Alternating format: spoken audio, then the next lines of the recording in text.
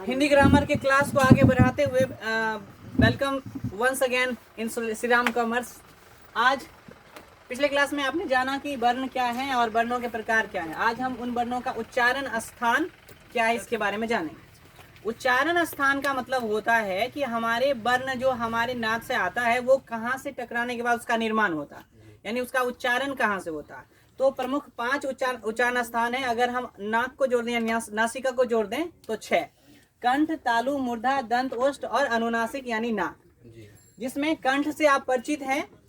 तालु मूर्धा, तालु ऊपरी भाग, मूर्धा जीभ का नीचे का भाग। तालु जीभ के ऊपर का भाग, मूर्धा जीभ के नीचे का भाग होता है। उसके बाद दंत, बत्तीसा सबको पता है ना, और ओष्ठ। तो ओष्ठ भी आप लोग परिचित हैं, ओष्ठ क्या होता है, और नाक। तो ये प्रमुख उच्चारण स्थान है। अब कंठ से अ, आ, कवर्ग और ह का उच्चारण स्थान होता है।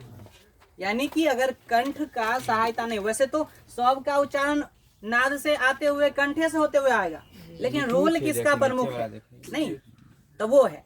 अगर आप कंठ बंद कर लें तो कोई शब्द नहीं आएगा, कोई अक्षर नहीं आएगा।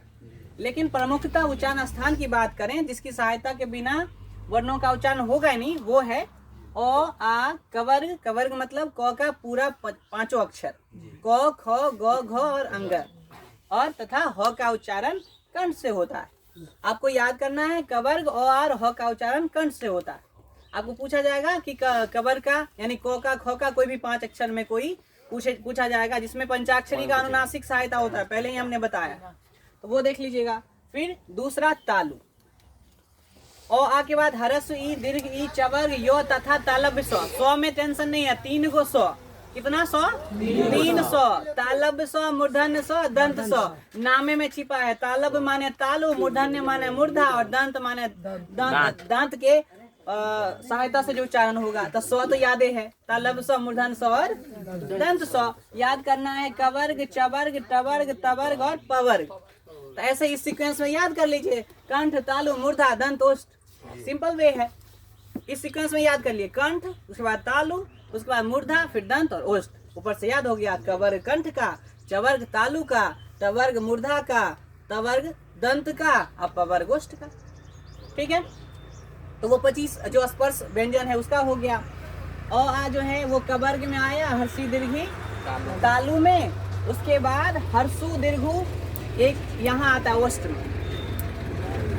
री का उच्चारण ये मूर्धा से होगा, मूर्धा ने 100 तो हो ही गया। और र का दंत से तवर्ग लो और तालब मूर्धन दंत 100 का। ओष्ठ से हरस, उ, दीर्घ उ और पवर्ग का। पवर्ग मतलब प, प, ब, भ, म। और अनुनासिक में पंचाक्षर, पंचमाक्षर में आता है अंग, या, ट वर्गीय न, त वर्गीय न और म। इसके उच्चारण में नाक का विशेष सहायता होता है। बिना नाक के सहायता के इसको हम उच्चारित नहीं कर सकते। जैसे मुझे अगर गंगा बोलना हो तो गंगा में ग ऊपर अनुस्वार जो अंग होता है, तो मैं गंगा बोलने के लिए नाक का उच्चारण करूंगा तो गंगा बोल पाऊँ। तो अनुनासिक स्वर होते हैं पंचाक्षर। तो अगर आपसे पूछा जाए कि इस पंचाक्षर में कोई भी एक दे करके कि इसका उच्चारण क्या होगा, तो अनुनासिक दीजिएगा यानी नाक, नासिका। अब चलिए, कुछ ऐसे भी वर्ण हैं जिसमें 2 की सहायता होती है, 2 उच्चारण स्थान। कंठ और तालु का ए और आई।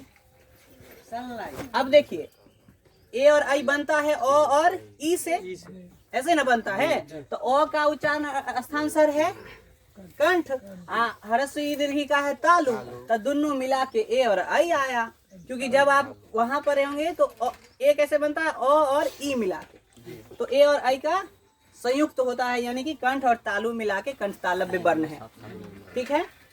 ओ और औ की बात करें, ओ और औ भी संयुक्त स्वर में आता है। तो इसमें भी 2 आता है, कंठ और ओष्ठ। कंठ माने कंठ और ओष्ठ, तो ये कंठोष्ठ हो गया। ये सबसे महत्वपूर्ण है जो बार बार पूछा जाता है, वो एक अकेला ऐसा वर्ण जिसका उच्चारण दांत तथा ओष्ठ, दंत और ओष्ठ की सहायता से होता है, वो होता है दंतोष्ठ। कभी कभी हम लोग मिस्टेक करते हैं, वो का वो पढ़ देते हैं, वो का वो पढ़ देते हैं। ऐसा नहीं, ध्यान रखिए, वो पढ़ते समय आप दांत पर ध्यान रखिए। उससे ज्यादा ध्यान रखिएगा तो पढ़ ही नहीं पाइएगा, लेकिन इन बातों का ध्यान रखा जाता है। एक अच्छे जो वक्ता होते हैं इन चीज़ों का ध्यान रखते हैं, तभी जाकर के उनका जो शब्द होता है या जो वर्ण होता है उसका उच्चारण अच्छे से करते हैं। फिर सुनने वाले को लगता है कि नहीं, इन्होंने जो उच्चारण किया है वो सही है, चाहे वो कोई भी विषय पढ़ रहे हो, कोई भी साहित्य पढ़ रहे हो। तो इस तरह से हमको ध्यान रखना है वर्णों का उच्चारण स्थान क्या है और किन वर्णों का उच्चारण किस स्थान से होता है, इन 6 उच्चारण स्थान। ठीक है, तो ऐसे ही वीडियो के साथ मेरे साथ बने रहिए, हम इस कड़ी को आगे बढ़ाते रहेंगे। Thank you for watching. और अगर आपको अच्छा लगा तो लाइक करिए, शेयर करिए, सब्सक्राइब करिए और बने रहिए मेरे साथ। Thank you.